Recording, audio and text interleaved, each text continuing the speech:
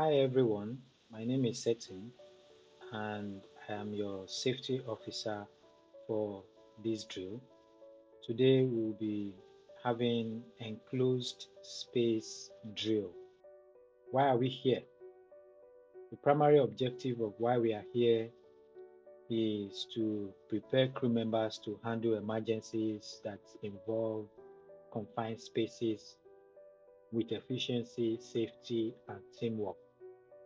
The drill aims to simulate a very realistic scenario where a worker inside an enclosed space becomes um, incapacitated due to hazardous conditions such as oxygen deficiency. Through this exercise, what we aim to achieve is that we want to enhance our ability to recognize potential hazards, respond promptly to emergencies, and then execute a safe and effective rescue. First, we'll be focusing on practical training. We want to uh, emphasize hands-on execution of rescue procedures, including gas monitoring, proper use of PPE, and coordinated extraction techniques. And then we also want to focus on clear communication. We want to use standardized protocols to ensure that we have a seamless collaboration during emergencies. The third one is that we also want to have a very um, strong hazard awareness. We want to make sure that we reinforce the importance of preemptive entry checks and then we continue to monitor our environment, the conditions that our environments are. And then the fourth thing we are focusing on is also team roles and responsibility. We want to ensure that each team member fully understands and execute their role in the rescue operation with precision. Another thing is that we want to grow our confidence so that if we face this type of emergency in a real life situation, we will be able to handle it effectively. So the next thing is that we want to assign roles, those that will participate in this drill. Um, the safety officer will be the drill coordinator, um, the bosun will be the rescue lead, the uh, support rescuer will be the able seaman, and then the standby rescuer will be the deck crew. Then the standby personnel will be the OOW, and then the first aid responder will be the medical officer, and then our observer will be the safety officer. Before we start, let us first of all um, talk about our safety gadgets. First, we need to have our hard hats, our safety gloves, safety goggles, safety boot, and to really emphasize it, for the rescue team that will be entering the enclosed space, you need to have your full body safety harness on for secure retrieval. You need to have your self-contained breathing apparatus SCBA on, and then you also need to have your multi-gas detector for continuous monitoring, and then you also need to have your safety touch on. And for standby and support personnel, you need to have your gloves and boots that is suitable for handling rescue operations. And then your radio communication device uh, need to be with you constantly because that is key and is very important. So before we start, let us do a brief um, recap checklist on our safety equipment. PPE is worn and inspected by all crew members. Uh, Rescue and standby teams, I'm sure you understand your roles.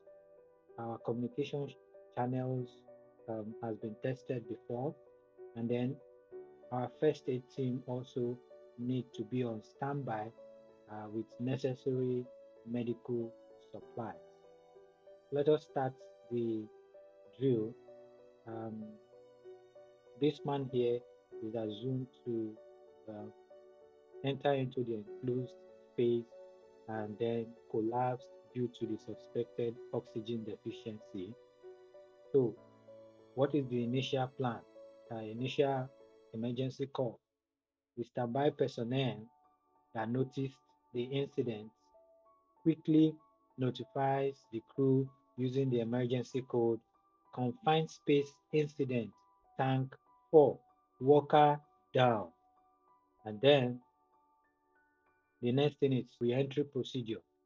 The standby personnel will check the gas level outside the enclosed space using a gas detector, and then they report their findings.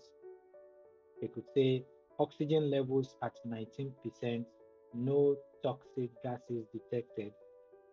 The rescue team will put on their PPE, they will attach their safety harness, and then they will make sure that their breathing apparatus is functional. The standby personnel will put appropriate locks where necessary to isolate hazardous energy or machinery or whatever. The rescue team will go in. The rescue lead will be the one that will go into the enclosed space, securing the rope to the tripod winch. That's where he's going to pull the rope. And then the support rescuer that is outside will stay at the entry point and then be feeding the rope and monitoring the rescue lead's progress as he's going. And as the rescue leader is going inside, he will be communicating via the radio. That is very, very important. You could say entering the space, and then when he finds the worker that is incapacitated in the enclosed space, he will also announce it, worker located. And he will also mention the status. He could say appears unconscious. Um, and then he will check if necessary to administer oxygen via a portable oxygen supply. The next step is the extraction. So the rescue lead will secure the unconscious worker to the stretcher, and then he will attach the harness for lifting, and then the support rescue and standby personnel, after the rescue lead have announced to them that the um, the unconscious worker or the unconscious person has been attached properly to the stretcher, will announce to the rescuer so that they will use the winch to extract the worker carefully, and they will also make sure that they maintain stability. Clear communication is required throughout.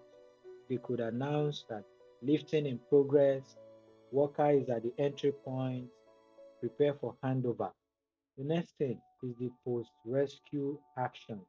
First aid will be provided to the rescue worker outside the enclosed space. The standby personnel will continue to monitor gas level for the safety of rescuer that is still inside to make sure that they are safe before coming out. The next thing is debriefing and evaluation. The safety officer, after the drill is complete, need to address everyone. He need to give them thumbs up for their job, discuss areas in which they perform very well and areas that need improvement. Some of the discussion points could be about communication clarity during the rescue, the effectiveness of the team roles and how they were able to follow protocols, suggestions for future drill and additional training for those that need it. The key takeaway point is that it is essential not only to practice this drill, but to reflect on them very often. In conclusion, according to maritime laws, enclosed space drill should be conducted at least once every 2 months. This requirement is part of the International Convention for the Safety of Life at Sea, SOLAS regulations. The drills should include checking and use of personal protective equipment, communication equipment, instruments for measuring the atmosphere in enclosed spaces, and rescue equipment, instructions in first aid and resuscitation techniques. All crew members should also receive training on the dangers of enclosed spaces and the procedures for safe entry. These regulations are in place to ensure the safety of seafarers who may need to enter enclosed spaces, which can be dangerous due to factors such as lack of ventilation, oxygen deficiency, and the presence of toxic gases. If we are able to follow these safety measures, we are assured that we will have a safe seafaring. Thank you.